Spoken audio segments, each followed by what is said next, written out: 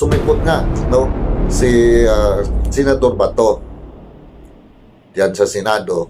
Pero yun nga mga kabayan ay nagkaroon nga po ng komosyon at nagka-tensyon nga sa Senado kahapon, ano, mga kabayan. Dahil ay pilit po, no, ng mga NBI, no, na arestuhin itong si Senador Bato. Dahil ay andoon nga po, no, itong si Trilling o itong si Trillanes, mga kabayan, na mayroon pong dala na warrant para kay Senador Bato na galing po sa ICC. No? Kaya marami po ang nagtatanong bakit nga ay si Trilling yung may dala ng kasabi po na warrant, ano, mga kabayan. Ano ba siya? Sheriff na ba siya ng ICC? So marami po, no, ang mga katanungan sa nangyayari kahapon at bakit nga itong si Trillanes, no, ay siya pa ang nangunguna sa mga NBI para ay hulihin po itong si Senador Bato. Kaya mga kababayan, dahil si Senador Bato ay andyan na po, no, nakapasok na po sa Senado, parang gusto po, no, ng NBI, no, na harasin talaga itong Senado, no. Pero ang ating nabalitaan, ito palang nangyaring ito, itong si Soto, alam na po niya at may kopya na po siya ng warrant, no, para kay Senador Bato. Pero hindi nga po niya pinaalam, ano, mga kabayan. Talagang gusto talaga nila, no, na makorner nila itong si Senador Bato. At mangyayari na naman yung pong ginawa kay dating Pangulong Rodrigo Roa Duterte na kinidnap at dinala po doon po sa Dahig, mga kababayan. At sa mga nabalitaan nga natin ay mayroon na daw eroplano, no, na nakahanda. Pero hindi ko po kinukumpirma, mga kabayan, no, na totoo po yung mayroon na po eroplano dahil hindi man po tayo talaga nakakuha ng balita na galing mismo sa mga mapagkatiwalaan po na source, mga kababayan, no. Napanood lamang po natin o nabasa lang po natin sa mga post po sa social media na mayroon na raw eroplano na nakahanda para nga ay pagsakyan po ni Senador Bato para madala po doon sa Dahig. Iwan ko po, mga kabayan, kung totoo po yan dahil yun naman din po ang ginawa nila kay dating Pangulong Rodrigo Roa Duterte. So ngayon po, mga kabayan, ang atin po talagang pag-uusapan dito, ito ngang sinasabi po ni Tota Soto. Alam po naman natin, pagka sila ay dihado, gagamitin po yung tinatawag nila na due process o yung pong rules o batas, mga kabayan. Pero pagka sila po, no, ang pabor o yung pong sitwasyon ay nasa kanila pumabor, mga kababayan, kahit na wala ng due process at kahit na ay babaliin pa yung pong batas. At sabi pa nga ni Erwin Tolpo ay 20 dalo, mga kababayan. So ayan na po, ano, mga kababayan, ganun talaga itong mga kalyado po ni BBM, mga kababayan. Pagka dihado po sila ay siyempre due process. Pero pagka pumabor sa kanila yung pong sitwasyon, kahit walang due process, mga kababayan. So, ayan, at pakinggan po natin itong pakiusap ni Tota Soto sa bagong Senate President dahil ay siyempre nagpalit na po ng Senate President, ano, at si Senador Alan Peter Cayetano na po ang naging Senate President, mga kababayan. One of us or I who have voted in favor based on our tradition would like a reconsideration, a motion for reconsideration of the motion to contempt. To contempt. Not because it is, again, like what Senator Lacson mentioned, it's not about, not So yan nga, mga kababayan, dahil kahapon nga po, no, ay sinabi po ni Senator o SP Alan Peter Cayetano na iko-contempt po yung mga NBI na nangharas diyan po, no, sa Senado dahil grabe po, no, ang ginawa po ng mga NBI talagang sobra po, no? Hindi na po nila ginalang ang Senado, mga kababayan.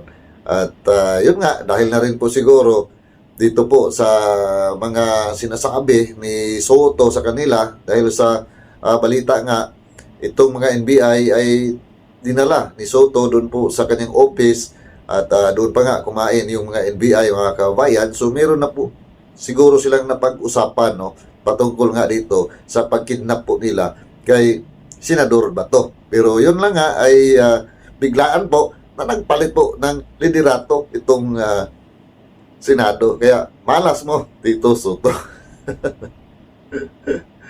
Yun nga kasi ay mga swapang ang mga tao na ito, ano, mga kababayan.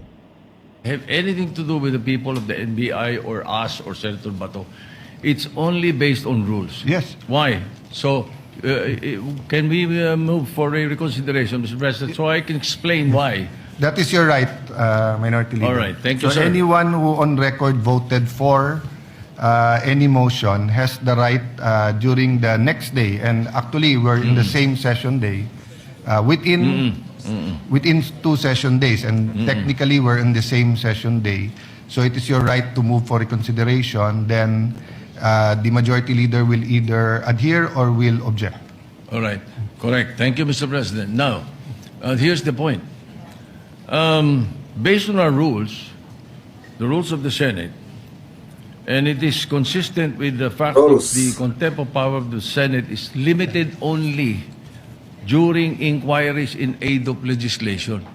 This is what the Committee on Rules will have to tackle in that Nito, mga kababayan, no, sa sinabi po ni Tito Soto patungkol nga sa rules po ng Senado, hindi po tayo against dyan, mga kababayan, dahil yan po talaga ang dapat sundin.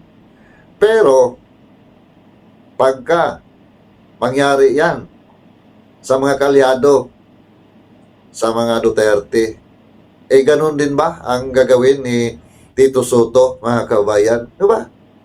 Yun po ang malaking katanungan dyan. Siguro, hayaan lamang po niya. Na sige, ay ulihin niyo yan. Di ba? Anong nangyari kay dating Pangulong Rodrigo Duterte? Di ba, mga kababayan? Hindi po nangyari na may due process, mga kababayan. At pinilit pa, no, ni General Torre na pasakayin doon po sa aeroplano ang matanda, mga kababayan. Yun nga ang sinasabi ko. Pagka pumabor sa kanila yung pong sitwasyon, wala na po yung mga rules na yan. Wala na po yung mga batas. Yun po ang masaklap ngayon na nangyayari dito po sa ating pong bansa, mga kababayan. Hindi po tayo against, no, nasundin yung kung ano man, yung rules dyan po sa Senado. Hindi po tayo against dyan. Na sana ay ganun din po ang gagawin po nila na kahit sinong tao, makalaban man nila yan o kanila mang kaalyado, mga kababayan.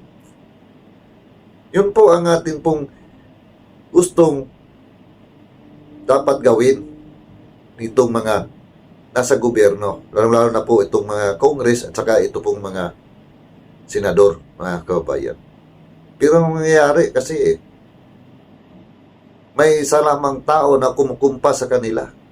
Yun ang kanilang sinusunod. Hindi na po yung batas. Basta pumabor lamang sa kanila ang sitwasyon, ano, mga kababayan. Diba? Halatang halata po, ano, mga kababayan. Dapat patas po, ano.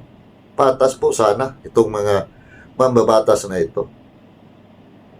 Na kahit kaalyado mo pa yan, pagka may ginawang mali, dapat gagawin ang tamang proseso. Kahit kalaban mo yan, dapat sundin ang tamang proseso, ano, mga kabayan. Yun lamang po ang nais po natin dito na mangyayari, ano, mga kabayan. Kaya ay nagsalita din po tayo, no, patungkol nga dito. So hindi nga tayo against, no, na sundin yung rules. Tama naman po na dapat ay sundin po kung ano man po yung rules, mga kababayan. Dahil pagka hindi na po sundin yung batas, yung mga rules, mangyayari po na magkanya-kanya lang po tayo. Ano, mga kababayan? Di ba? So, dapat ay gawin po nila yan, mga kababayan. Hindi po pipiliin kung sino man po yung tao. Dahil, kung ibaliktad natin itong pangyayari, ano, mga kababayan, itong dumating ay mga kaalyado ng Duterte at nangharas dyan sa Senado. At si Tito Soto ang ninais na hulihin po nila, ano, mga kababayan. Ganon din ba ang gagawin? Ganon din ba ang ipakiusap ni Tito Soto dito po sa ating bagong Senate President, mga kababayan? Of course not. Dahil alam po natin sila. Mga tuso po ang mga tao na ito. Gusto lamang nila na yung pabor palagi sa kanila. Pagkadihado, gagamitin ang mga job process, mga roles, mga batas. So, yan lamang po ang aking komento dito, ano, mga kabayan ko. Kayo po, mayroon po kayong komento patungkol dito. Paki-comment na lang po dito sa ating comment section. At see you po sa next video ko. Maraming salamat po. Sa ating mga kabayan dyan, Luzon, Visayas at Mindanao, palagi lamang po mag-iingat. At sa ating mga ka-OFW, ingat po kung saan man kayo naroroon.